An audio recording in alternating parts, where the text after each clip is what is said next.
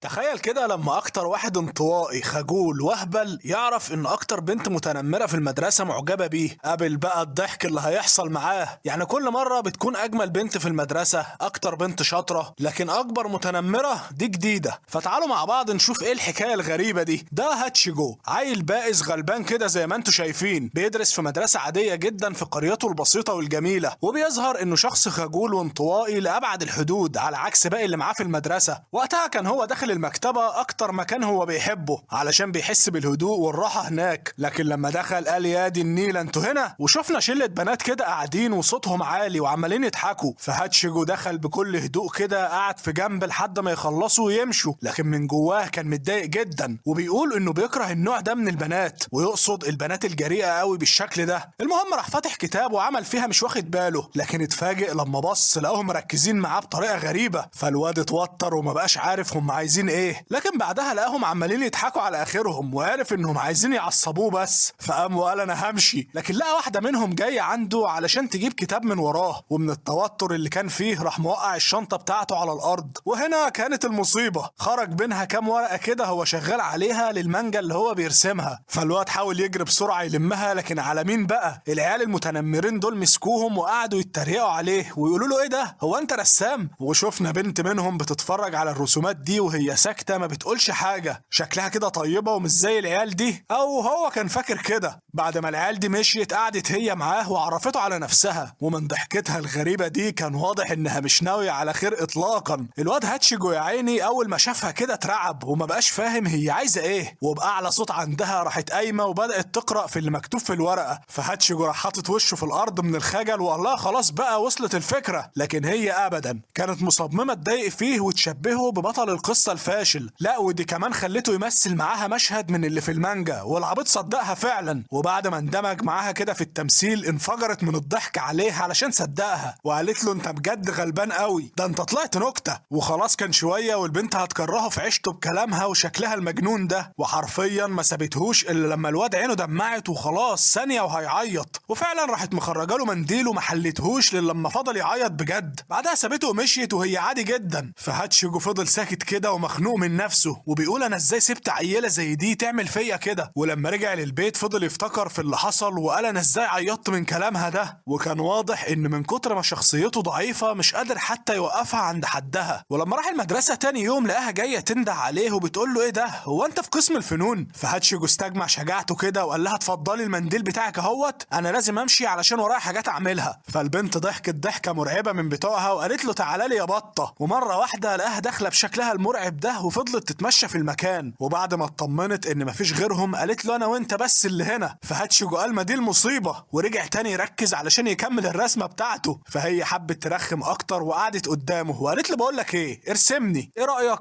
فقال لها لا انا مش برسم بني ادمين. فقالت له مش انا ما قلتلكش، انا اصلا مش بني ادمه، انا مصاصه دماء. فهاتشيجو قال لا دي مجنونه رسمي، ووافق يرسمها وخلاص. وفعلا فضل يحاول واحده واحده كده بالرغم انه كان متوتر جدا، وعلشان هي تشجعه قالت له لو رسمتني كويس هديك هديه جامده. فقال في نفسه يا شيخه انا لا عايز هديه ولا زفت، سيبيني في حالي. وفي النهايه رسمها رسمه كده اي كلام وخلاص. وتفاجئ انها بتقول له جه وقت الهديه. فبطلنا وشه قلب الوان، وتفاجئ انها بتقول له غمض عينك. ومن غير سابق انذار لقاها بتقرب منه، وخلاص كان مقتنع انها هتبوسه. لكن يهبل انت لسه برضه بينضحك عليك زي ما انت. البنت راحت خبطاه على وشه وقالت له يا عبيط انت صدقت فعلا ان ممكن اعمل كده مع واحد زيك؟ واشتغلت في فقره التنمر والمضايقه فيه. وكالعاده ما سابتهوش غير وهو بيعيط، وهو ثابت على نفس الكلمه انا مش بعيط، ده عيني بس اللي بتدمع كده عادي. عادي ايه يا اهبل، دي البنت عملت عليك حفله من الصبح. المهم انه سابها ورجع على البيت يواسف احزانه، وهي طبعا كانت وراه وشكلها كده حالفه ما تسيبهوش غير لما يرمي نفسه في البحر. فصاحبنا وقف شويه كده وسالها انت عايز ايه مني؟ فقالت له بصراحه ايه رايك نخرج مع بعض؟ فقال لها بقول لك ايه انا مش ناقص، ده بجد ولا بتهزري كعادتك؟ ولما لقاها بتفكر شويه كده افتكر ان الحوار بجد ووشه احمر، لكن طبعا كل ده كان حوار من بتوعها. ومره واحده راحت زقاه قلبته في البحيره الصغيره اللي جنبهم. يسترجل كده ويطلع يرد عليها ابدا. طلع قال لها انا تمام ما تقلقيش، والله لها حق تعمل فيك اكتر من كده يا اهبل. لدرجه ان هي نفسها استغربت وقالت له هو انت ليه ما بتتعصبش من اللي انا بعمله فيك؟ فهاتشيجو وقف وافتكر زمان لما كان العيال اللي اكبر منه بيتنمروا عليه، وعمره في حياته ما عرف يرد على واحد منهم، وكان بنفس ردة الفعل الغبية دي. وده اللي مخلي يخلي بنت زي دي دلوقتي تعمل فيه كده، وهي حيوانة مصممة لاخر لحظة تعصب فيه. فهو قال لها بصراحة انا مش عارف انا ليه ساكت كده وما بردش على اللي انت بتعمليه، لكن برضه من جهة تانية انا مش متضايق قوي وعايز اعرف انت اسمك ايه. فالبنت استغربت وقالت له بس كده؟ انا اسمي ناجاتورو. وبكده نكون اتعرفنا على بعض رسمي، ومن شكلها كالعادة يدل انها مش ناوية على خير ابدا. تاني يوم كان هو في اوضة الفنون، فجأة كده لقاها داخلة عاملة احلى دوشة على الصبح. ما طبعا مش انت اللي جبته لنفسك؟ قال ايه عايز تتعرف عليها؟ قابل بقى. ولما مشيت راح مخرج قصة مانجا كده هو متابعها بتتكلم عن مصاصين الدماء، ولسه هيسمي ويفتح القصة لقى مصاصة الدماء الحقيقية واقفة بتراقبه. ففي ثانية راح مخبي القصة علشان الحكاية مش ناقصة ضحك عليه. فهي دخلت كده وقالت له ازيك عامل ايه؟ انت في حاجة مخبيها ورا ظهرك؟ فقال لها اخبي ايه؟ لا مفيش حاجة صدقيني. فقالت له مصدقاك طبعا، وراحت ماسكة ايده قبل ما يخبي القصة وعرفت تاخدها منه. وطبعا انتوا عارفين اللي هيحصل بعدها، ضحك بلا هدف. هي حرفيا لو ما بدأتش يومها بضحك وتنمر على الواد ده يبقى في حاجة غلط، لكن هو اخيرا قدر يقنعها تقرأ القصة وهي هتفهم هو ليه بيحبها. المهم انها اقتنعت فعلا وقعدت تقرأ فيها شوية، وقالت له بصراحة هي حلوة، وخصوصا انها بتتكلم عن مصاصين الدماء. فهاتشيجو قال لها حلو. قالت له لا وكمان فيها شخصية انطوائية شبهك كده، مصاصة الدماء شفط الدم كله. فقال لها لا كده مش حلو خالص، وقال في نفسه هي قصدها ايه المهبولة دي. ومرة واحدة كده لقى الفصل ضلم، بيبص قدامه لقى ناجاتورو انيابها بتكبر وشكلها بيتغير. فالواد وقع على الارض وقال لا انا اكيد بحلم، يا رب لو البت دي عفريتة تتحرق دلوقتي. فهي قالت له انت خايف ليه؟ انا بس هشفط شوية دم منك. فقال لها ما عنديش، انا عايش بالطاقة الشمسية. فقالت له شمسية بقى قمرية؟ انا هعضك يعني هعضك. وراحت طايرة عليه وقعته على الارض. فهاتشيجو قال لها كده كتير والله، لو حد دخل علينا واحنا بالمنظر ده هيفتكروا حاجة غلط. قالت له يفتكروا اللي يفتكروه بقى. ولسه بتقرب من رقبته ولقيت ريحة بقه كلها توم، فبعدت عنه بسرعة وقالت له يخرب بيتك الله يقرفك، انت واكل ايه مليان توم كده؟ فقال الحمد لله ربت، وخرج بسرعة علشان يرجع للبيت. لكنها على السريع كده راحت خبطاه على بطنه وطلعت تجري، وقالت له اشوفك بكرة بقى. فقال لها يا شيخة غوري يا رب ما اشوفك تاني. لكن طبعا ده في احلامه العبيطة زيه، لانه بمجرد ما دخل الفصل تاني يوم لها فوق دماغه. حرفيا محدش يعرف هي بتحضر دروسها ولا هي فاشلة اصلا. المهم كانت عايزة ايه بقى؟ قالت له بص انا وانت هنلعب لعبة. فقال لها انا مش فاضيلك ولا فاضل العابك. فقالت له استنى بس، اللي هيكسب هياخد الورقة دي، ممنوع الاقتراب او التصوير، او بمعنى تاني في الوقت اللي تلاقيني بعصبك فيه تقدر توقفني بيها، او ممكن تعمل بيها اي طلب تاني وانا ما اقدرش اقول لك لا. فقال لها لا شكرا مش لاعب، وخرج راح يقعد في مطعم كده في اخر الدنيا علشان يبقى بعيد عنها. لكن انت حظه بيبص لقاها داخله هي وشويه من اصحابها. فقال هو في ايه يا جدعان اروح منها فين دي؟ وفضل من بعيد لبعيد كده يسمع هم بيقولوا ايه، ولاحظ ان البنت صاحبة ناجاتورو عايزه تظبطها مع واحد من العيال دي، علشان كده مشيت هي واحد منهم وسابت التاني يتكلم معاها. فبدأ يعرفها على نفسه وقال لها انه بيغني وليه في الموسيقى والحاجات دي. فهاتشيجو قال له قابل بقى، هي دي وش اغاني يا ابني ولا موسيقى؟ وفعلا ناجاتورو شغلت فقرة التنمر عليه لحد ما خلته يكره نفسه، وقالت له بصراحة انا مش مهتمة بالحاجات دي فما تحاولش معايا. فالواد يا عيني اخد الكلمتين وقال لها انا رايح الحمام. شوية وجه الواد التاني وحاول برضه يتعرف عليها، لكن بكل سهولة ناجاتورو لطشت له هو كمان ومشيته من قدامها. يلا مين اللي بعده؟ فالبنت صاحبتها قالت لها انت ايه يا شيخة كده تمشي العيال زعلانة بالشكل ده؟ فناجاتورو اتخانقت معاها علشان هي السبب في الاحراج اللي هي فيه دلوقتي، وقالت لها انا همشي. في الوقت ده كان هاتشيجو راجع في الطريق وبيفكر فيها وبيقول هل ممكن يكون انا الشخص الوحيد اللي في حياتها؟ انا لاحظت انها مش قابلة تتعرف على اي حد جديد، اشمعنى انا بقى؟ ولسه ما كملش تفكير لقاها جاية بتقول له انت راجع منين؟ تصدق انا بقيت بعرفك من على بعد. فصاحبنا كان متوتر منها لانه خايف لا تعرف انه كان بيراقبها من شوية، وفضلت هي تحاول تخليه يعترف لكن هو ابدا، قال لها انا لازم امشي. وفي اليوم اللي بعده كانوا راجعين من المدرسة لكن الدنيا غفلتهم وبدأت تمطر، فقالوا لا احنا كده هنتعب من كتر المية دي، وقرروا يستنوا في اي حتة كده لحد ما المطرة تقف.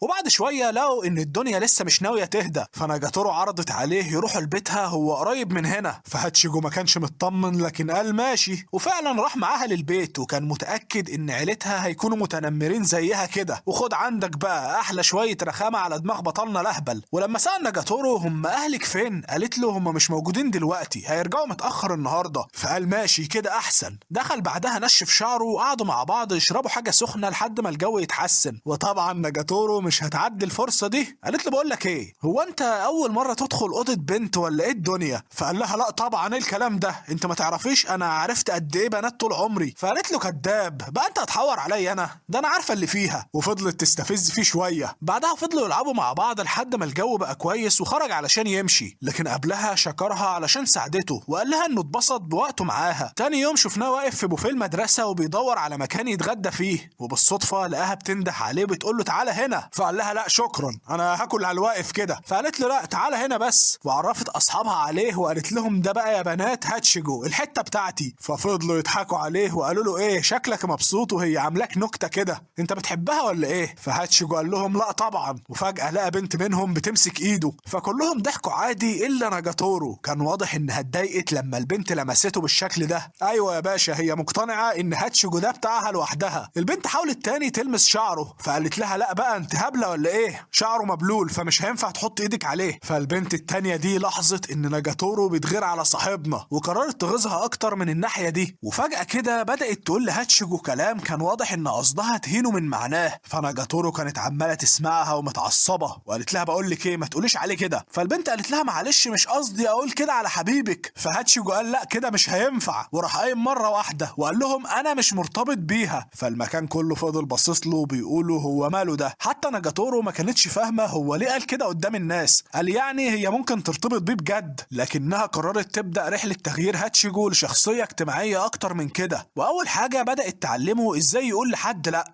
وازاي لو حد ضايقه يعرف يرد عليه، لكن طبعا يرد على الكل الا هي. المهم ان الدروس بتاعتها دي جت بفايده، وبدا صاحبنا يتجرأ شويه بشويه. بعدها شفناه قاعد في اوضه الفنون ودماغه كانت رايقه، لكن استغرب ان اصحابنا جاتورو جايين عايزين يتكلموا معاه وبيقولوا له ايه هو ده عش العصافير اللي انتوا بتتقابلوا فيه. فقال بدأنا بقى، وسألهم انتوا عايزين ايه مني. فقالوا له ولا حاجه، هو احنا مش اصحاب ولا ايه، كنا عايزين نقعد معاك شويه. لكن الصدمه لما شافوا ناجاتورو واقفه عند الباب بتتفرج عليهم، وهم اول ما شافوها راحوا طالعين يجروا في ثانيه لان شكلها كده كانت ناويه تقتلهم. وقالت لصاحبنا كان شكلك مبسوط قوي وانت بتتكلم معاهم، انا برضو مبسوطه علشان بقيت اجرأ. فهاتشيجو بص لشكلها المرعب ده وقال لها انت كده مبسوطه متاكده؟ فقالت له ايوه مالكش دعوه انت، وتعالى لي بقى لازم اشوفك مشغل النافوره اللي في عينك دي. وحاولت تغص فيه باي طريقه علشان يعيط، لكن هو عارف يمسك نفسه المره دي. وقبل ما تمشي اتفقت معاه انه يرسمها بشكل احسن من المره اللي فاتت، بكره كده هتعدي عليه في اوضه الفنون ويخلصوا الموضوع ده. لكن في اليوم اللي بعده استغربت انه واقف بيتفرج على فريق البيسبول بتاع المدرسه. فسالته انت بتحب اللعبه دي ولا ايه؟ فقال لها لا انا بس حابب انهم فريق مع بعض، وبصراحه شعور حلو قوي انك تلاقي الناس اللي حواليك بيمدحوك. فقالت له قلت لي بتحب المدح يعني، بس خلي بالك علشان الناس تمدحك لازم انت تمدحهم الاول. فقال لها يعني ايه مش فاهم، انا عمري ما مدحت حد في حياتي. فقالت له خلاص سهله، وطلبت منه يجرب يمدحها في اي حاجه شايفها حلوه فيها. فقال ايه المهمه المستحيله دي، هي اصلا ما فيهاش حاجه حلوه تتمدح، لكن طبعا لازم اقول حاجه والا هتقتلني. وبعد ما فكر شويه كده قال لها انت شعرك حلو قوي. فناجاتورو فضلت تضحك وقالت له هو كده انت بتمدح يا ابني، انت ما قلتش كلمتين على بعض اصلا. فقال لها طيب ثواني هحاول. وفضل يقول لها على حاجات كتير فيها بتعجبه. والاول مره لقينا ناجاتورو متفاجئه، وكان واضح كده ان الكلمتين اللي هو قالهم عجبوها، وقالت له ماشي يا عم شكرا. بعدها هي بدات تمدحه على ايه مش عارف، لكن مش مشكله بقى. وفي اخر اليوم لا عرف صاحبنا يرسمها ولا عملوا اي حاجه ليها فايده. هو لما حس ان الصداع اللي هي عاملاه راح بدا في رسمها شويه بشويه، وعلى ميعاد المروح ما جه كان خلاص خلص 50% من الصوره. ولما هي شافتها كانت مبسوطه قوي بيها لانها كانت احسن من بتاعه المره اللي فاتت، وقالت له المره دي بقى هتاخد الهديه بجد. فقال يا لهوي رجع تاني لحركاتها دي، ومن التوتر اللي كان فيه راح مغمض عينه. والمفاجاه انه بدا يحس بحاجه غريبه، لكن الصدمه لما فتح عينه لقاها حاطه لعبه شكلها مسخره على بقه. وقال ايه هو لسه فاكر انها ممكن تبوسه بجد. وفضلت كالعاده تقول له يهبل يا عبيط، قلت لك 100 مره انسى. لكن على الاقل عرفته ان الرسمه بتاعته عجبتها. في الوقت ده كانت هي رجعت تاني تنام، مش عارف هي دي مدرسه ولا بيتها. لكن المهم وهي نايمه حلمت بصحباتها الباردين وهم بيحاولوا يتعرفوا على هاتشيجو، واتصدمت لما هو وافق يروح معاهم وسابها. فقامت مخضوضه من النوم وقالت له يا حيوان يا خاين. فصاحبنا اترعب وقال لها مين ده، ايه اللي حصل؟ فناجاتورو هديت وعرفت انها كانت بتحلم، وفرحت لما شافت انه غطاها وهي نايمه وكان خايف عليها، وكان واضح انها بدات تغير عليه من العيال التانيه دي. المهم هاتشيجو رجع تاني يكمل في رسم اللوحه بتاعته، وما كانش مقلق منها اطلاقا. لكن يا عيني ما كانش يعرف اللي هي بتفكر فيه المجنونه دي. وقتها كانت هي واقفه بتتفرج على شعره المنكوش اللي بيفكرها بشعر الخرفان، وراسها والف سيف لا تقصهوله دلوقتي. فقال لها يا بنت المجانين تقص ايه؟ وبعدين وبعدين انت جبت مكنه الحلاقه دي منين؟ فقالت له مجهزها لك من كام يوم يا حلو، يلا بقى اثبت علشان اظبط لك شعرك ده. فهاتشيجو حاول يهرب منها لكن هي ابدا مصممه تحلق له، يعني تحلق له، فاضطر يوافق لكن طلب منها تستخدم المقص وتقصره بس. فهي قالت له ماشي مفيش مشكله، وتخيلها وهي واقفه كده تظبط له شعره وما كانش كاره الموضوع قوي. لكن فجاه ناجاتورو لقت موبايلها بيرن وكانوا اصحابها، فقالت له ثواني هروح اشوفهم عايزين ايه وارجع تاني. وقتها كان صاحبنا قاعد مستنيها وشويه ولقى الباب بيتفتح، كان فاكرها هي، لكن الصدمه لما لقى الاتنين اصحابها الباردين، فحاول يقول لهم يمشوا لان ناجاتورو مش هنا، لكن هم قالوا له ما احنا عارفين، وشافوا مكنه الحلاقه وعرفوا باللي هم كانوا بيعملوه، فقالوا له والله وقعت يا حلو تعالى بقى. في الوقت ده كانت ناجاتورو وصلت الفصل تشوف هم عايزين ايه، لكن استغربت انهم مش موجودين، وهي راجعه سمعت صوت هاتشيجو بيصرخ لان العيال كانوا ماسكينه وحالفين يحلقوا له غصب عنه، فجرت بسرعه لهناك وكان شكلها كده هتقتلهم. وطبعا هم اول ما شافوها في الحاله دي راحوا هربانين على طول. فناجاتورو خلاص كانت على اخرها منهم، لكنها سكتت وبدات تقص لبطلنا شعره، والاول مره بدانا نحس انهم بداوا يحبوا بعض، مش مجرد انها عايزه تعصبه وتضايقه بس. وده اللي خلاها تتحرج لما هو شكرها على القصه، وعلشان تداري خجلها ده فضلت تضايق فيه كالعاده. وهم خارجين لاحظوا ان الجو حر جدا، وشويه كمان على الوضع ده كانوا هيسيحوا زي شويه تلج، الجو نار يا عالم. فناجاتورو قالت له بقول لك ايه، في محل بيبيع ايس كريم جامد جدا قريب من هنا، واخدته وراحوا على هناك بسرعه، لكن بيبصوا لقوا طابور طويل قدامهم، فقالوا هنعمل ايه بقى، شكلنا لازم نستنى. لكن بعد شويه كانوا خلاص هيقعوا على الارض من التعب، فهاتشيجو اخدها وراحوا يقعدوا في حته ظل وجاب حاجه يشربوها. ولما اخدوا نفسهم كده اتفقوا انهم يبقوا يجوا للمحل ده في اي وقت تاني، وراحت هي لاي سوبر ماركت تشتري ايس كريم عادي من هناك، وكالعاده بتخليه مش واخد باله وبتيجي تنشف دمه، هي دي الحاجه الوحيده اللي بتخليها مبسوطه على الاخر. وهم راجعين ناجاتورو سالته هتعمل ايه في الاجازه، هي خلاص فاضل لها كام يوم وتبدا، فقال لها مش عارف، لكن كان بيفكر انه كده مش هيقدر يشوفها تاني زي دلوقتي. فجاه ناجاتورو راحت واخده منه الشاي اللي هو بيشرب فيه ده، وقالت له خرج موبايلك علشان ناخد ارقام بعض، وبكده بقدر اعصبك في اي وقت. فقال لها يا شيخ ارحمي بقى، انا عمري ما شفت حد بيحب يضايق الناس كده، لكن من جواه كان مبسوط انه هيقدر يتكلم معاها في اي وقت، وكان واضح من نظراته دي انه وقع خلاص. وبعد ما هي مشيت فضل واقف يفكر فيها، لكن هي رعبته تاني كالعاده وكانت واقفه لسه بتراقبه. وفي اليوم اللي بعده شفناه وهو راجع لبيته، لكن لاحظ حاجه غريبه، وشاف ان الناس لابسه لبس المهرجان السنوي، فعرف انه قرب. وتخيل كده ان ناجاتورو اتكلمه وتعرض عليه يروحوا مع بعض. ولما رجع للبيت فضل يلعب مع نفسه، لكن طول الوقت كانت عينه على الساعه ومستني هل هي هتكلمه تقول له ولا لا. ولما ملقاش حاجه حصلت فكر ان هو اللي يكلمها يعرض عليها، لكن هو طبعا ما عندهوش الشجاعه الكافيه علشان يكلمها ويعزمها. وفي النهايه قرر يروح لوحده، لكن طبعا كان مستغرب هو بيعمل ايه لوحده كده، وفضل يفكر فيها، خصوصا لما شاف ان المرتبطين مالين المكان وده اللي زعله. لكن قبل ما يمشي اتصدم باصحاب ناجاتورو اللي هو مش بيطيقهم موجودين، ولسه هيهرب ويسيبهم راح الاتنين مكتفينه وقالوا له تعالى، هو ادخلوا المهرجان زي خروجه ولا ايه؟ وسالوه امال انت جاي لوحدك ليه؟ ناجاتورو نفضت لك؟ فقال لهم لا انا ما كلمتهاش اصلا. فقالوا له ما احنا عارفين يا غبي، علشان هي دلوقتي في النادي عندها تمرين سباحه. فهاتشيجو كان عايز يمشي لكن قالوا له انسى، وراحوا رابطينه بطوق كده زي ما يكون كلب، تستاهل علشان سايب اتنين زي دول يضايقوك بالشكل ده. في نفس الوقت كانت ناجاتورو خلصت تمرين السباحه ومروحه، لكن صاحبتها سالتها انت مش هتروح المهرجان ولا ايه؟ ففكرت انها ممكن تروح مع هاتشيجو لكن ما تعرفش هو فين دلوقتي، وما اخدتش وقت كتير علشان تعرف. لقت اصحابها بعت لها صوره ليهم معاه وهم بيعذبوه بالمنظر ده، فناجاتورو اتعصبت وطلعت جري على المهرجان. واول ما وصلت قالت لهم انتوا ايه اللي عاملينه ده، وانت ازاي سايبهم يلبسوك البتاع ده في رقبتك؟ فلسه بطلنا لهبل هيرد، قالت له اسكت انت خالص، وحاولت تاخده منهم، لكنهم قالوا لها انت فاكره ان الموضوع بالسهل كده يا حلوه، لازم تهزمينا علشان تاخديه. فناجاتورو خلاص كانت على اخرها وقالت لهم ماشي اما نشوف مين اللي هيكسب. وفعلا بداوا ينافسوا بعض في فعاليات المهرجان، واللي هيكسب فيهم هياخد هاتشيجو، تحس ان هاتشيجو ده كيس شيبسي بيلعبوا عليه. المهم ان ناجاتورو سالته هو انت جيت المهرجان ده تدور عليا؟ فتوتر وقال لها لا طبعا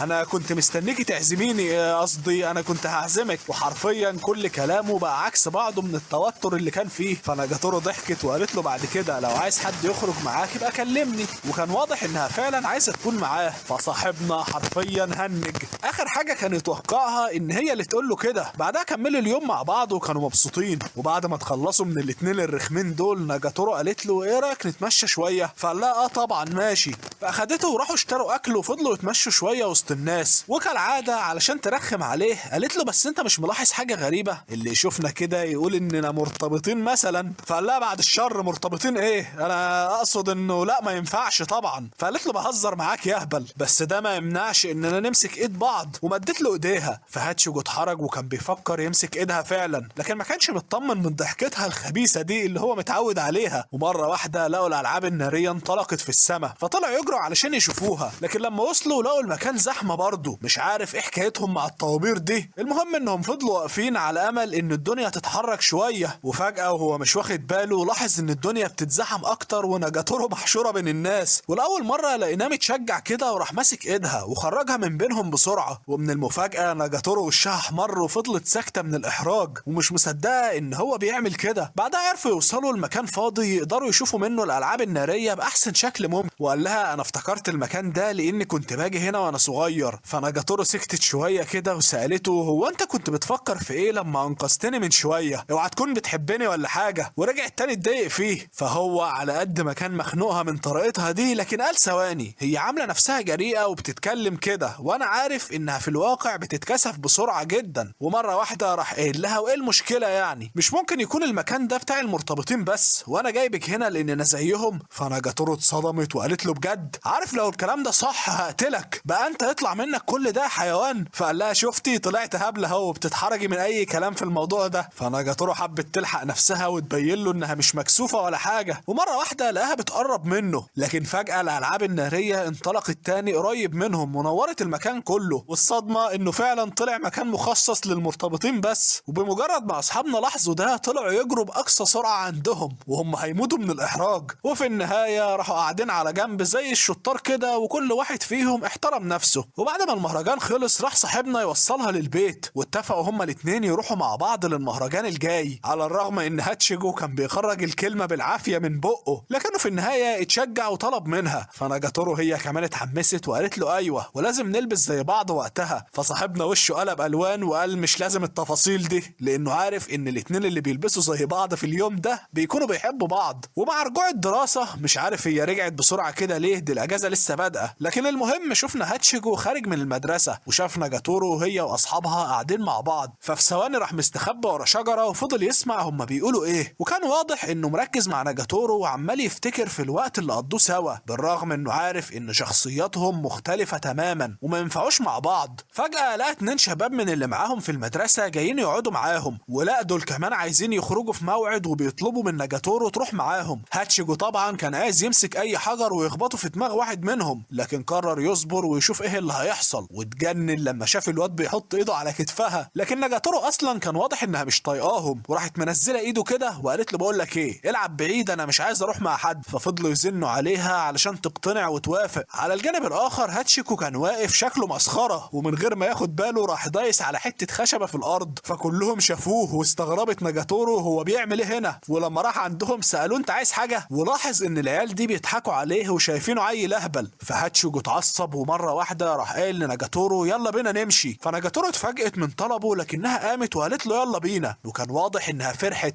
وفعلا سابت اصحابها ومشيت معاه. هم بقى يخلوا عندهم دم ويسيبوهم؟ ابدا، راحوا واخدين حاجتهم ومشيوا معاهم هم كمان. وكالعاده فضلوا يرخموا عليه لانه من امتى الشجاعه دي يعني، اول مره يدخل وسطهم وياخد نجاتورو كده. ولما وصلوا المدرسه ثاني يوم كان واضح ان بطلنا ما نامش كويس. وده ليه بقى؟ الباشا طول الليل امبارح سهران يلعب وناسي ان الاختبارات خلاص على الابواب. فنجاتورو اول ما عرفت قالت له عارف ده معناه ايه؟ هتسقط يا عيني وهتعيد السنه. وعارف ده معناه ايه كمان؟ انا وانت هنبقى في فصل واحد. واللي ما يعرفش هاتشيجو اكبر منها بسنه، وطبعا هي ما عندهاش اي مشكله انه يسقط ويعيد السنه معاها من جديد. فهاتشيجو في البدايه ما كانش عنده مشكله برضه، لكن لما عرف بموضوع انه هيبقى معاها في نفس الفصل ده قال لا. وتخيل اللي هيحصل لو بقى بيشوفها كل يوم في وشه وفي كل حصه. من الاخر هتقتله تنمر اكتر من دلوقتي. لكن لما فكر شويه قال لها تصدقي الموضوع مش هيبقى وحش للدرجه دي. فنجاتورو اتفاجئت وقالت له قصدك ايه؟ ومين قال لك اصلا ان عايز اشوفك؟ قال مش وحش. قال لا يا عم احنا كده حلوين. فقال لها ايه خلاص مين قال لك ان عاوز اسقط اصلا؟ فقالت له ايوه، ونزلت عليه ضربه علشان يقوم يذاكر. وفعلا هاتشيجو قام اخد الكتب بتاعته وراح يذاكر على جنب. هم بقى يسيبوه في حاله؟ طبعا لا،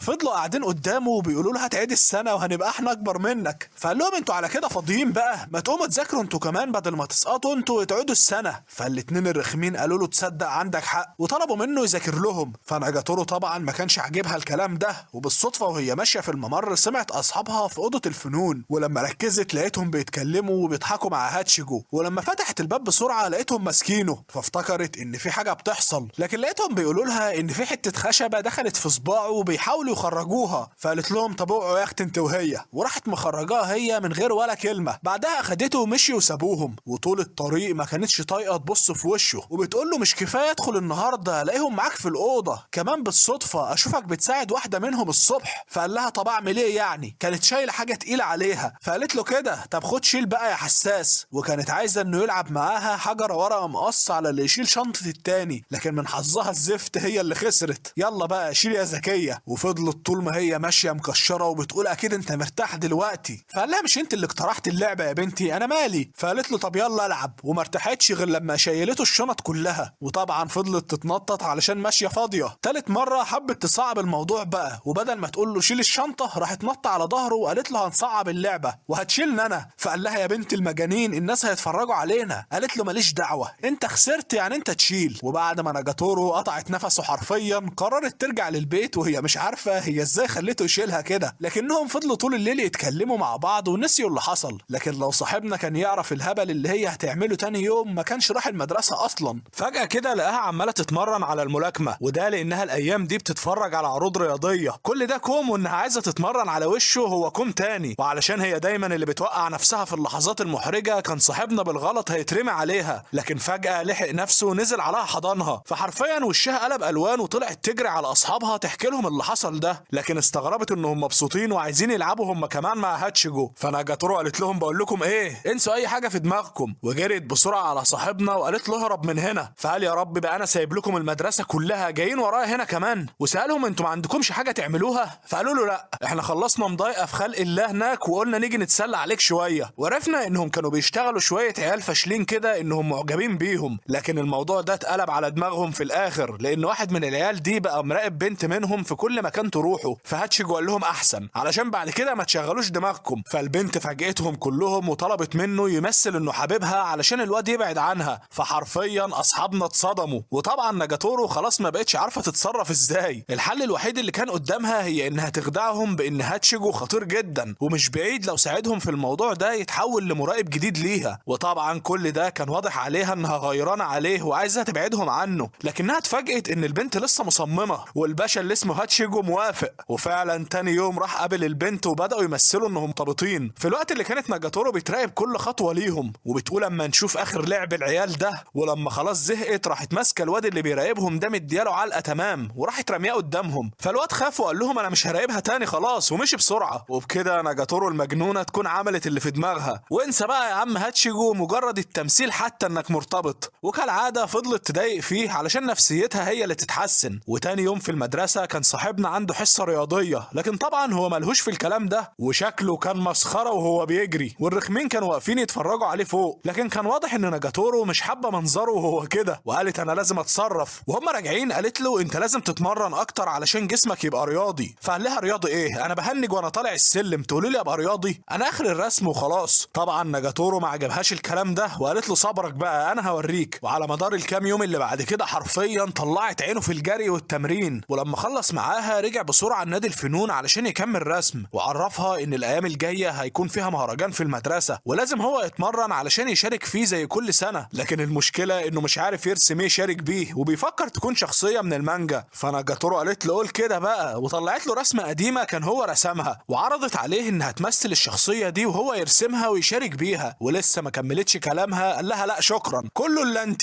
فقالت له يعني ايه كل اللي انا ده، ايه رايك بقى اني هشارك يعني هشارك. وفعلا صممت على اللي في دماغها وراحت لبست اللبس الغريب ده. بعدها بدا يرسمها وجه الشله الرخمه يتفرجوا عليهم وكانوا عايزين يعرفوا هو شارك بايه في المهرجان اللي فات. فهاتشيجو افتكر السنه اللي فاتت وهو واقف مع بنت كده هي رئيسه النادي، وعرفنا ان هو شايفها قدوه ليه ونفسه يبقى زيها في يوم من الايام بسبب موهبتها، ودايما كان بيركز مع نصايحها علشان يقدر يرسم باحسن شكل ممكن. وحاليا البنت دي وباقي اعضاء النادي مسافرين في معرض بعيد عن المدرسه وسايبين مسؤوليه النادي لصاحبنا لهبل. علشان كده هو قلقان دلوقتي هل هيقدر يعمل شغل كويس زي كل سنه ولا لا. في الوقت ده كان هو وباقي الشله عمالين يفكروا في اي حاجة جديدة لكن من غير فايدة. فجأة سمع صوت حد طالع ناحية النادي وحس انه عارف الماشية دي، فبسرعة راح مدخل الشلة في أوضة كده مقفولة وراح يشوف مين، وانصدم انها مديرة النادي. طبعا فضل واقف مش عارف يقول ايه وكان واضح انه متوتر جدا. فالبنت بصت على المكان لقيته متبهدل ومليان اكياس شيبسي وحاجات غريبة. فهاتشيجو قال لها الحمد لله على السلامة، انت ايه اللي جابك؟ فقالت له علشان اعرفك ان في مهرجان قريب وكمان اطمن ان سبت المكان في ايد امينة. فهاتشيجو قال يا لهوي، يبقى وصل لها حاجة عن اللي بيحصل هنا علشان كده متعصبة. وفعلا البنت قالت له انا سمعت انك قالب المكان هنا انت وشوية عيال كده بايظين، ومن اللي انا شايفاه ده واضح ان الشائعات دي صح. فقال لها صدقيني الموضوع مش زي ما انت فاكرة. فقالت له لو سمحت انا مش عايز اسمع حاجة، انا بس جاي اعرفك ان جالي تحذير من مجلس الطلبة بيقولوا لي فيه ان النادي لو فشل في المهرجان الجاي هيتقفل رسميا. فهاتشيجو والباقيين اتفاجئوا من الكلام ده، خصوصا انه ظهر قدام المديرة انه فاشل ومش قد المسؤولية اللي هي سابتها له. فحاول هاتشيجو يدافع عن نفسه لكن هي سابته ومشيت. لكن فجأة لقوا ناجاتورو خارجة بتقول لها استني ثواني، وعرفتها انها انانية بكلامها ده، جاية كده بعد كل ده ومن غير ما تعرفي ايه اللي بيحصل في النادي وتقولي انكم هتقفلوه بسهولة كده. فالمديرة قالت لها لما الاقي الاعضاء الموجودين بيلعبوا ومش واخدين النادي بشكل مسؤول يبقى وقتها لازم اقفله لانه ملهوش لازمة. فناجاتورو قالت لها ومين قالك ان هاتشيجو ما كانش مسؤول عن المكان؟ وعرفتها انها دايما كانت بتشوفه بيرسم حتى وهو في الاجازة، بل بالعكس هما اللي كانوا بيحاولوا يشغلوه لكن هو ما كانش بيرضى يسمع كلامهم، علشان كده مش هتقبل انها تقول له الكلام ده. فالمديرة سكتت كده وقالت لها ماشي، وعرفت هاتشيجو انها هتديله فرصة اخيرة في المهرجان الجاي، لكن المرة دي هي بنفسها اللي هتتحداه، ولو رسمه قدر يعجب ناس اكتر من رسمها هتعترف انه يستحق يكون رئيس النادي الجديد. فهاتشيجو كان متفاجئ من تحديها وكان حاسس انه مش هيقدر يكسبها، لكن ناجاتورو شجعته وقالت لها احنا موافقين على التحدي. وبعد ما المديرة مشيت فضلت ناجاتورو والشلة الباردة يضحكوا عليه وعلى شكله وهي بتكلمه، لانه بصراحة كان واقف مرعوب قدامها. فصاحبنا كان ساكت لكن ما كانش عايزهم يتكلموا عليها كده، وده اللي عصب ناجاتورو لان البيه بيدافع عنها لسه بعد كل اللي هي عملته فيه. وقالت له انت بقى ان شاء الله عندك نسبة كام في المية كده بانك تقدر تكسبها؟ فقال لها 0،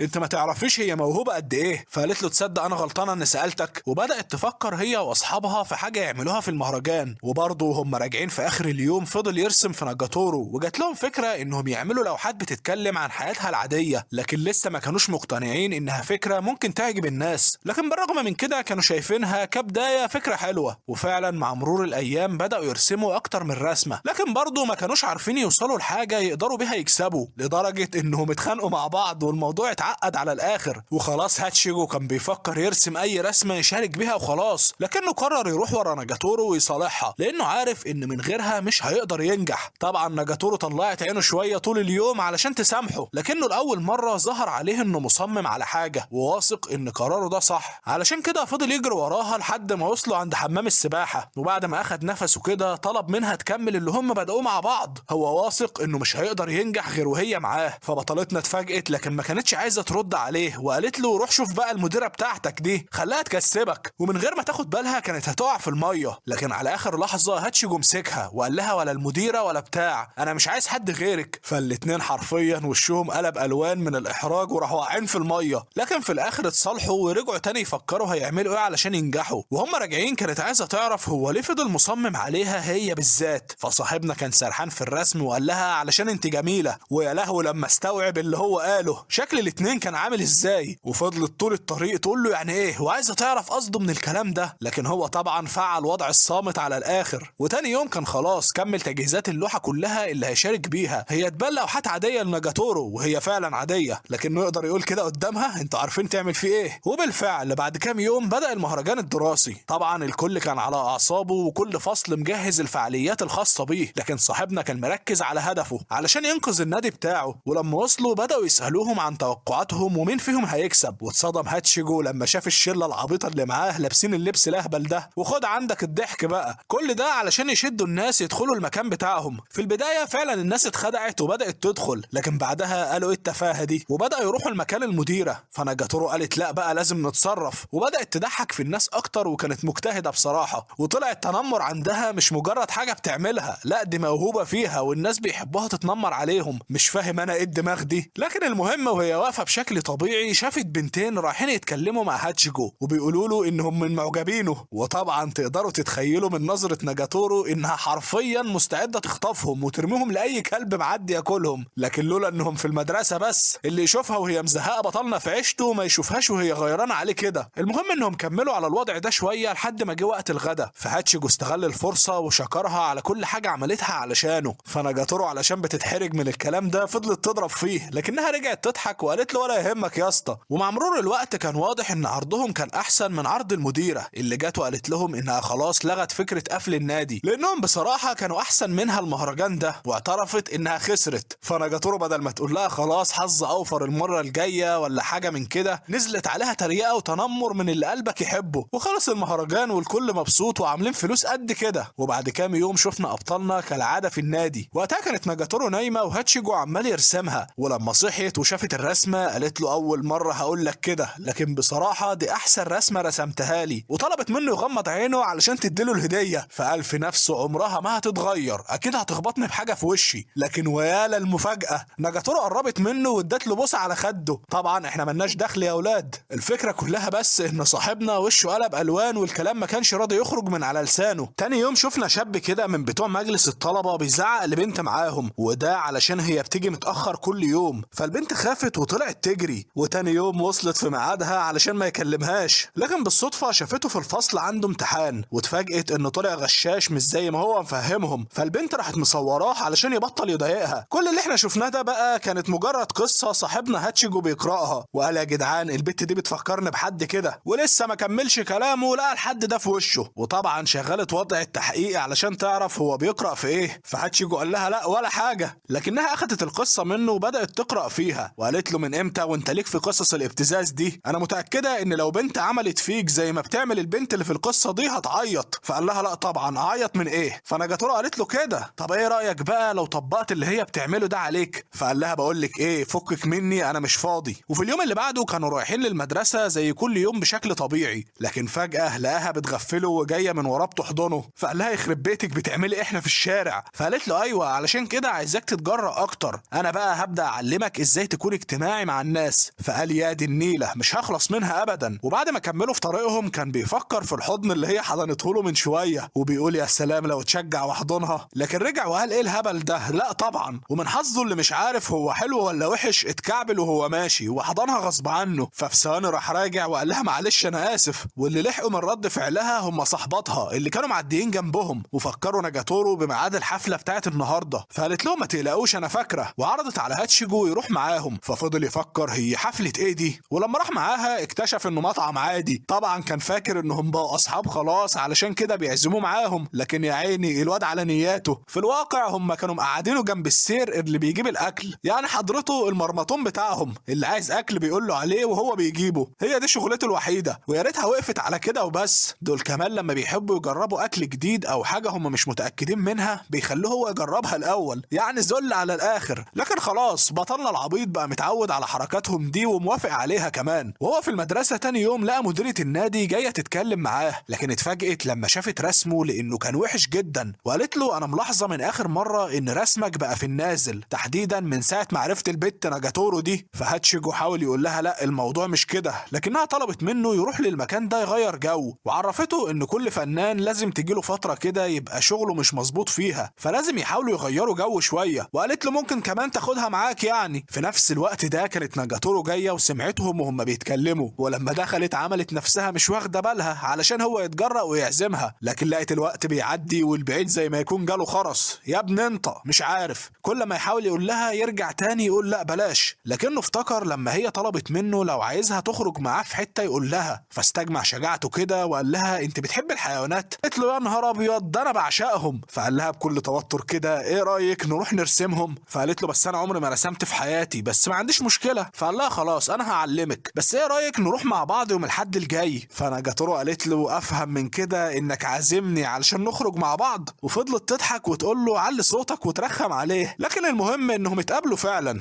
هاتشيجو ادالها الادوات اللي هتحتاجها في الرسم، وبداوا يدوروا على الحيوانات اللي هيرسموها. بعدها بدأ الضحك مع ناجاتورو اللي طبعا كانت فاشله في الاساسيات حتى، فبدأ صاحبنا يشرح لها واحده واحده لحد ما بدأت تفهم. وبعد ما رسموا لهم شويه بالرغم انه كان هيموت من الاحراج وهو ماسك ايدها بيعلمها، لكنهم كانوا مبسوطين باليوم. وبعد ما خلصوا راحوا يشربوا حاجه في كافيه جنب الحديقه. وقتها كانت ناجاتورو راحت للحمام في نفس الوقت اللي كان فيه اتنين داخلين الكافيه، وسمعهم هاتشيجو بيتكلموا بيتريقوا على الحيوانات وبيقولوا مين الغبي اللي ممكن يروح يتفرج عليهم. ومن غير ما ياخد باله لقى الواد بيبص على اللوحة بتاعته وبيقول للبت اللي معاه الحقي تعالي كده شوفي راسم ايه. في البداية هاتشيجو ما كانش عارف هم مين دول، لكن بعدها الواد فكروا انهم اتقابلوا قبل كده. فهاتشيجو قال ايوه افتكرت، ده الواد اللي كان بيحاول يتعرف على ناجاتورو وهي نفضت له. وقتها الواد اخد منه اللوحة وفضل يتريق عليه وبيقول له انه فاشل والشغل ده، لكن اللي زعله هو كلام البت على لوحة ناجاتورو. والاول مرة شفناه متعصب ومش قادر يسكت على كلامها ده، وفجأة كده راح قايم وقال لهم اسكتوا، اللوحة اللي مش عاجباكم دي اللي رسمتها تعبت فيها جدا. وقتها ناجاتورو وصلت وسمعت كل اللي هم قالوه، ويعين العيال اول ما عرفوا ان هي اللي رسمتها قالوا لها دي حلوة جدا، مين ده اللي قالك ان رسمك وحش بس؟ فقالت لهم وانا برضو لاحظت انكم بتضايقوا صاحبي. فقالوا لها لا طبعا احنا بس كنا معجبين برسمه برضو. والعيال الجبنة كلامهم اتغير 180 درجة حرفيا. بعدها هربوا بسرعة قبل ما تقتلهم. فهاتشيجو شكرها علشان انقذته، لكنها قالت له لا عادي. وفي الواقع هي كانت مبسوطة علشان سمعته بيدافع عنها وعن رسمتها، علشان كده قالت له انه كان جريء جدا النهارده على غير العادة. وقبل ما يمشوا شافوا القفص بتاع حيوان الكسلان فقالت لازم ارسمه. فهاتشيجو قال اشمعنى يعني ده اللي مصممة عليه، لكن طبعا اضطر يستناها. ولما خلصوا قال لها ايه الدنيا وريني كده، ولسه بيشوف اتفاجئ انها رسمها هو. فقال لها لا والله هو ده الكسلان. فقالت له ايوه بس ده سلالة جديدة ب5 صوابع. فقال لها تصدق انا غلطان اني سبتك ترسميها. وتاني يوم كانت ناجاتورو نايمة كالعادة في اوضة الرسم. وقتها وصلت لها رسالة من اصحابها علشان هيتقابلوا النهارده في الفصل. فقالت له انت كده براءة النهارده، ومشيت بسرعة. فهاتشيجو قال كويس هرتاح منها، لكن بيبص لقاها نسيت تليفونها. فقال يا دي النيلة شكلي كده هضطر اروح اديهولها. وفعلا اخد الموبايل وراح يدور عليها، وبالصدفة سمع صوت اصحابها الرخمين جايين. فدخل الفصل استخبى منهم، لكن من حظه الزفت لقاهم داخلين وراه فاضطر يستخبى في الخزانة. وقتها ناجاتورو هي كمان وصلت وقعدوا يتكلموا مع بعض. المهم بقى الجمع الكريم ده كان متجمع ليه كده؟ الموضوع كله ان بنت منهم ارتبطت بواحد من الفصل التاني، وهم متجمعين علشان يتناقشوا في الموضوع ده. وفي وسط الكلام كده سالوا ناجاتورو انت بقى مش ناوية ترتبطي؟ مفيش حد كده واخد عقلك يعني؟ فناجاتورو اتوترت وقالت لهم مفيش الكلام ده. ولما لقيتهم مصممين يعرفوا قالت لهم ان في حد بتحب تقضي وقتها معاه. فقالوا لها ايوه انت قصدك الواد بتاع نادي الرسم. فناجاتورو لحقتهم بسرعه وقالت لهم بس انت وهي قلت لكم مفيش حاجه من دي، كل ده كان صاحبنا المحبوس زي الفار سمعهم ومن غير ما يقصد اتحرك وعمل صوت. فناجاتورو واللي معاها اترعبوا وقالوا عفريت ده ولا ايه. وراحت بطلتنا اللي عامله فيها شجاعه تشوف في ايه هناك، ولسه بتفتح الخزانه لقت صاحبنا لهبل في وشها. طبعا كانت هتقتله وقالت له انت بتعمل ايه هنا يالا؟ فقال لها كنت جايب لك الموبايل بتاعك. قالت له الله يخرب بيتك، وخدعت اصحابها علشان تخرجوا. وقالت له انا عايز اعرف حاجه واحده بس، سيبك ان لو كان حد شافك كان هيعمل لك فضيحه، انا بس عايز اعرف انت سمعت اللي انا قلته من شويه ولا لا؟ قصدها لما قالت انها بتحب تقضي وقتها معاه. فصاحبنا عمل فيها عبيط وقال لها قصدك ايه مش فاهم. ومره واحده راح طالع يجري بسرعه قبل ما تقطعه. بالليل شفناه وهو بيجري عند البيت علشان عنده سباق جري بكره، وقال انا لازم اتمرن علشان ما بقاش مضحكه المدرسه. لكن علشان حظه الزفت رجله اتلوحت وشكله كده جات له اصابه. لكن تاني يوم شفناه واقف عادي وسط زمايله بيسمع تعليمات السباق، لكن اتصدم لما شاف انه بطيء جدا على عكسهم. كمان جت ناجاتورو تجري جنبه علشان تحمسه هي واللي معاها، لكن شويه ولقى رجله لسه تعبان من اصابه امبارح ومش هيقدر يكمل. فناجاتورو راحت تطمن عليه، ولما عرفت بالموضوع راحت سنداه وقالت له برضه هتكمل. واخر ما فقدت الامل فيه راحت شايلاه هي واصحابها وجري على خط النهايه. لكن طبعا الهبل اللي هم بيعملوه ده مش هينفع. اول ما المدرب شافهم كده راح مخرج بطلنا الاهبل من المسابقه. ما طبيعي هم فاكرينها مستشفى دي ولا ايه؟ قال شايلينه وبيجروا بيه. قال المهم خلص السباق ورجع هاتشيجو لحياته الطبيعيه، لكن استغرب ان ناجاتورو بقالها يومين غايبه عن المدرسه. فقال هي شكلها كده لسه زعلانه ان كنت بتصنط عليهم في الخزانه. فحاول يسكت وخلاص لحد ما هي تهدى، لكنه ما قدرش وما لقاش حل قدامه غير انه يسال اصحابها عليها. فقالوا له ايوه يا عم،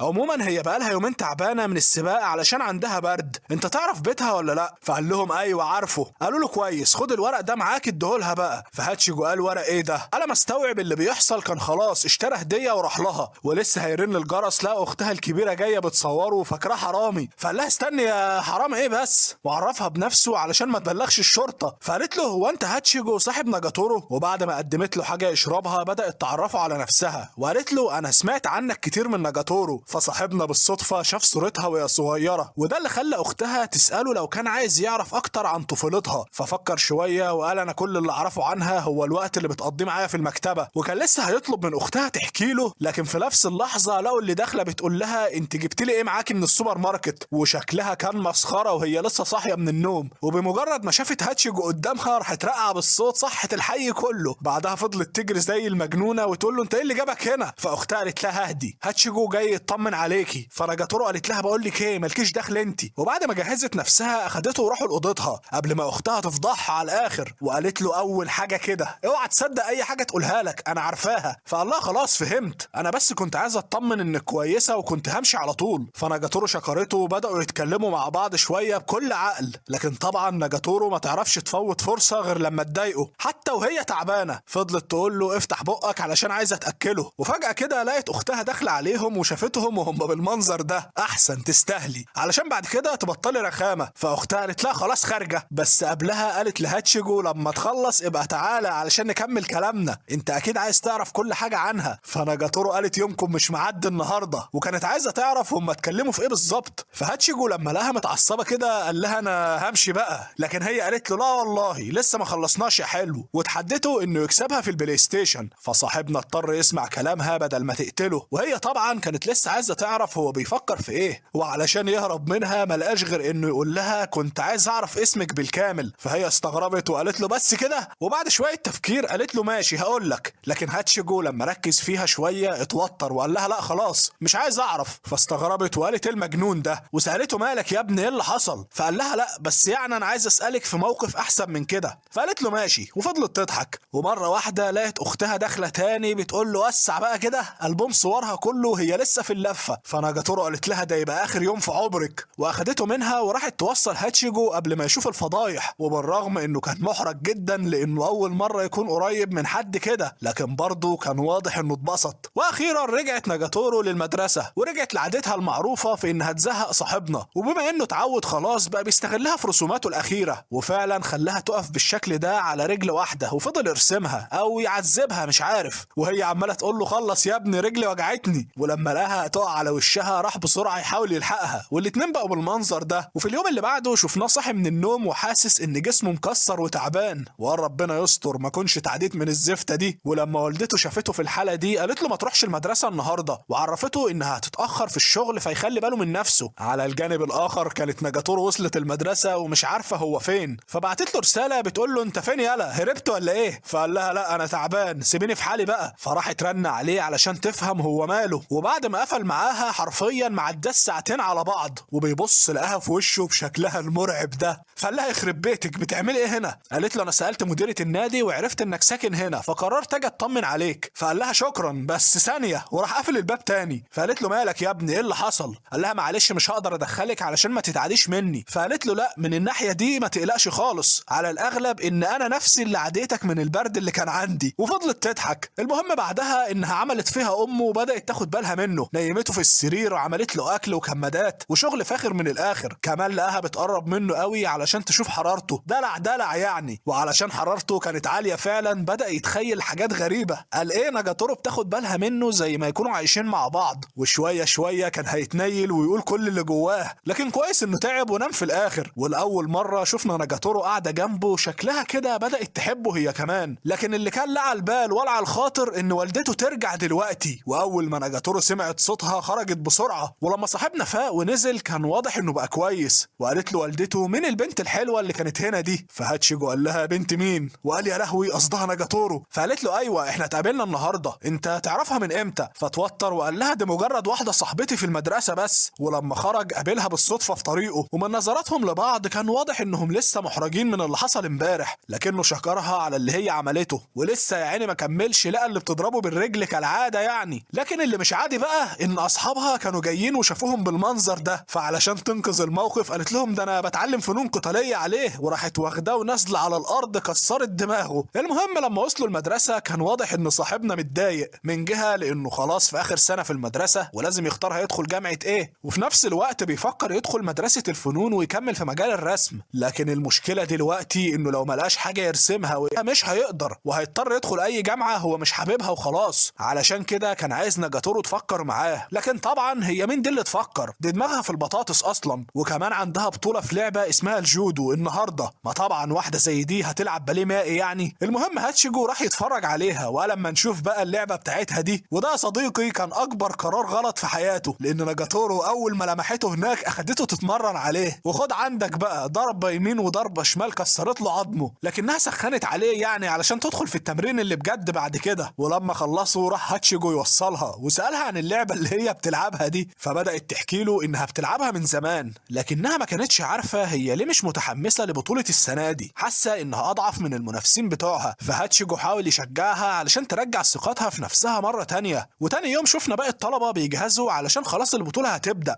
وبالصدفه ناجاتورو شافت بنت كده من الفصل اللي جنبها، لكن في الواقع هي تعرفها من صغرهم لانها المنافسه بتاعتها من زمان. وفعلا ظهر ان البنت دي موهوبه جدا، وده اللي كانت ناجاتورو شايفاه، وظهر انها اتوترت اكتر، وشويه الثقه اللي كانوا عندها راحوا خلاص. بعدها خرجت تقعد بره، فهاتشيجو شافها وراح يطمن هي مالها. في البدايه ناجاتورو ما كانتش عايزه تتكلم في الموضوع، لكن بعدها عرفته انها كانت بتتنافس مع البنت دي من زمان وهم صغيرين، كانت دايما ناجاتورو هي اللي متفوقه عليها، لكن البنت فضلت مصممه تكسبها في يوم من الايام لحد ما فعلا نجحت في كده. ومن وقتها وبطلتنا ثقتها في نفسها اتدمرت، علشان كده هي مش متاكده هتقدر تكسبها دلوقتي ولا لا، وقامت علشان تروح تكمل تمرين، وكان واضح فعلا انها متقبله فكره انها هتخسر. فهاتشيجو قال لها انا اول مره اشوفك بالشكل ده، مش من طباعك انك تستسلمي بسهوله كده، علشان كده كان عايزها تحاول، لكن برضه هي كانت دماغها جزمه ومش مقتنعه بكلامه، لدرجه ان هو زعق لها علشان تفوق من اللي هي فيه ده. ولما هي حست انه بيشجعها ومعاها رجعت تاني تتحمس، وفعلا بدات البطوله. ولما جه وقت المنافسه بين ناجاتورو والبنت منافستها كان الكل واقف على اعصابه، لكن كان واضح ان ناجاتورو مركزه جامد وهتقدر تكسب، بالرغم ان البدايه ما كانتش في صالحها اطلاقا لان البنت كانت جاهزه برضه. والاول مره شفنا هاتشيجو متحمس وبيشجعها باعلى صوت قدام الناس كلها، وده اللي خلاها تتحرج، لكنها اتحمست وعرفت تخلص الماتش. لكن للاسف برضه خسرت بفرق النقط، وبالرغم من كده ما كانتش متضايقه قوي، خصوصا انها الاول مره اتكلمت مع البنت منافستها بعد الخساره، والدنيا كانت تمام بينهم. لكن اللي مش تمام بقى هو مشروع هاتشيجو اللي ما كانش عايز يخلص. في اليوم اللي بعده وكالعاده كان عمال يتخانق مع ناجاتورو في النادي، لكن فجاه لقوا بنت داخله عليهم ومش معاهم في المدرسه، واول ما هو شافها قال لها هو انت؟ فناجاتورو استغربت هي مين دي ويعرفها منين، لكن بعد شويه عرفت انها بنت عم رئيسه النادي، وبما انها كانت مع هاتشيجو في الاعدادي وكانت معاه برضه في نادي الرسم، قررت تيجي تساعده في المشروع بطلب من الرئيسه، وعرفتهم ان اسمها سونوميا وبتتمنى تكون مفيده ليهم. لكن ناجاتورو طبعا كانت مدياها نظره اللي هو هتقوم تموتها، وكل كوم ونظرات الفرحه اللي على وش صاحبنا دي كوم تاني. فبسرعه اول ما لاحظ انها متضايقه راح مغير الموضوع على طول. فسونوميا سابتهم بيتخانقوا كده وقالت لهم هبقى اجيلكم في يوم تاني، لكن قبل ما تمشي سالتهم هو انتم مرتبطين؟ فناجاتورو قالت لها لا، وخلته ينطق ويقول لها لا هو كمان. فهاتشيجو قال لها احنا مجرد اصحاب بس هي بتحب تيجي النادي كتير يعني. وفي اخر اليوم كانوا عرفوا بالعافيه يخلصوا من ناجاتورو، ووقفوا يتكلموا مع بعض شويه، ولسه سونوميا مصممه ان في بينه وبينها حاجه، ومن غير سابق انذار كده قالت له يخرج معاها في موعد بكره، وبما انها هتكون موضوع الرسم بتاعه ممكن يستغل اليوم ده ويرسم لها شويه لوحات حلوين. وفعلا تاني يوم اخدها وخرجوا مع بعض، بالرغم انه فضل طول الطريق ساكت مش عارف يقول ايه، وعلشان الاحراج اللي كانوا فيه قالوا احنا مجرد خارجين مع بعض بس علشان الرسم، لكن على مين؟ حتى سالوا اصحابهم اللي جايين وراهم علشان يشوفوا ايه اللي هيحصل. المهم اصحابنا وصلوا وبداوا يتمشوا شويه في المدينه ويزوروا الاماكن الحلوه اللي هناك، وطبعا هم نسيوا الهدف اللي خارجين علشانه اصلا واللي هو الرسم، وفضلوا يلعبوا طول اليوم لحد ما الشمس غابت. لكن صاحبنا اتفاجئ انها بتقول له ان الموعد ده كان حقيقي بالنسبه لها، ومن فرحته راح هو كمان قايل لها وانا برضه والله. وقتها شافوا اصحابهم الرخمين بيراقبوهم، فناجاتورو كانت عايزه تغيظهم وطلبت من هاتشيجو يحضنها، فيا عيني الواد هنج شويه وقال لها مين، ولما لها عماله تطلب الموضوع ده كان عايز يجري ويسيبها. واصلا كان اليوم خلاص باظ لما شافت ان الشله كلها بتراقبهم من بدري، لكنهم اتبسطوا باليوم مع بعض. ولما خلصوا المدرسه في اليوم اللي بعده وكانوا راجعين للبيت ناجاتورو وقفت شويه وقالت له انها عايزه تكمل الموعد بتاع امبارح. فهاتشيجو قال له بعدين بقى، لكنه راح منزل شنطته وقرب منها وحضنها. والاول مره ناجاتورو هي كمان ما ترفضش الموضوع ده وما ترضاش تتنمر عليه. وبيخلص الانمي والاتنين على نفس الوضع ده. ما تنسوش تقولوا لي رايكم في القصه المجنونه دي وفي الانمي عموما، ولو الفيديو عجبكم وعايزيننا نعمل زيه كده كتير اعملوا لايك واشتركوا في القناه علشان توصل لكم كل الفيديوهات الجديده. ويلا سلام.